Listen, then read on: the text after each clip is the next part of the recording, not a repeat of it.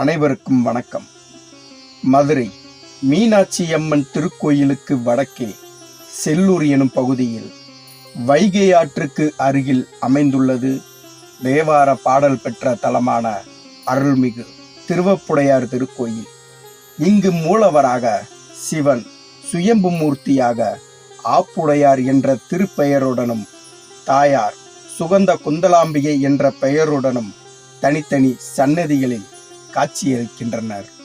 மேலும் இக்கோயிலில் விநாயகர், முருகன், நடராஜர், காசி விஸ்வநாதர், மீனாட்சி மற்றும் நவகிரகங்களையும் தரிசனம் செய்யலாம்.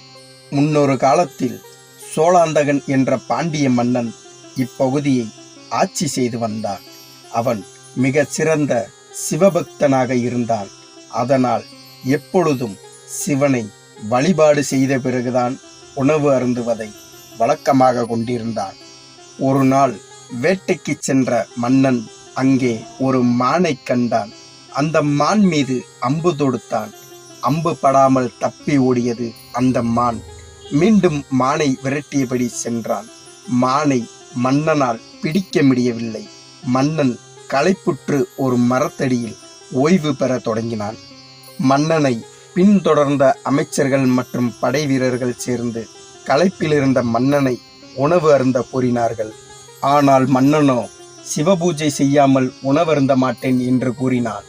பசியின் காரணமாக களைப்பும் மயக்கமும் அடைந்தான் மன்னன். அமைச்சர்கள் என்ன செய்வதென்று தெரியாமல் தவித்தார்கள். சட்டென்று அங்கிருந்த அமைச்சர் ஒருவர் மரத்துண்டு ஒன்றை எடுத்து தரையில் ஆப்பு அடித்தார்.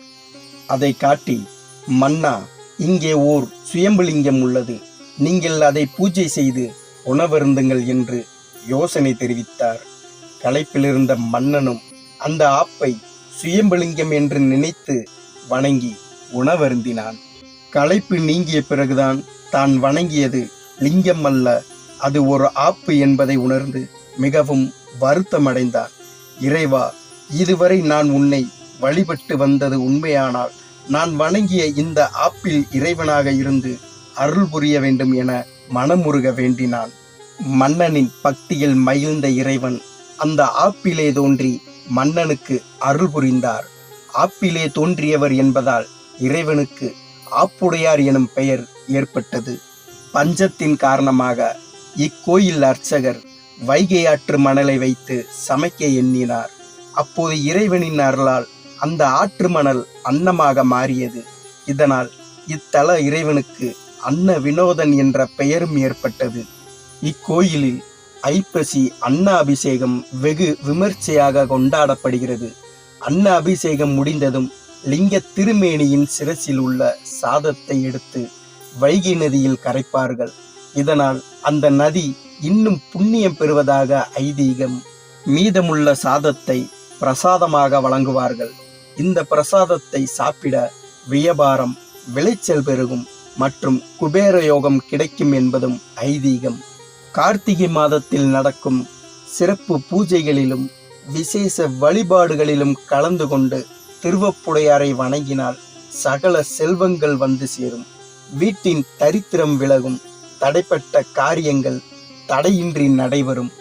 இங்குள்ள இறைவன் தன்னை வணங்கி வந்த பக்தன் தவறு செய்த போதும் அவனை திருத்தி அவனுக்கு குபேர வாழ்வு அளித்ததால் இத்தலத்து இறைவனை கருணை மிகுந்தவன் என்றும் கூறுகின்றனர். நன்றி, வணக்கம்.